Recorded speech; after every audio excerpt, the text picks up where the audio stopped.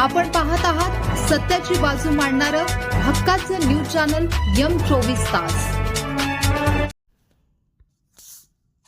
रेणुका माता यात्रेनिमित्त यावर्षी वाळवा गावात एक भन्नाट आणि अनोखा प्रयोग पाहायला मिळाला। सामान्यतः सरळ धावणारी रिक्षा जेव्हा उलट्या दिशेने शर्यत करायला निघते तेव्हा त्यातून निर्माण होणारा थरार, वेग आणि रोमांच अगदी सिनेमा पाहत असल्याची अनुभूती देणारा होता। आणि हा थरार पाहण्यासाठी वाळव्याचे नागरिक अक्षरशः रस्त्यावर ओसंडून वाहत होते।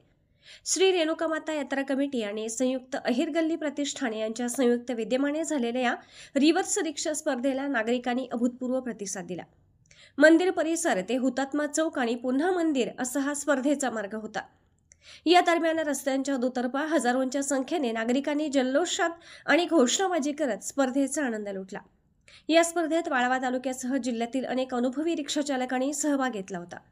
उलट्या दिशेने रिक्षा चालवणे हा साधा प्रकार नाही।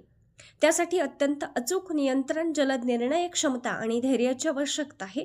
याच कौशल्याची परीक्षा या थरारक स्पर्धेत झाली।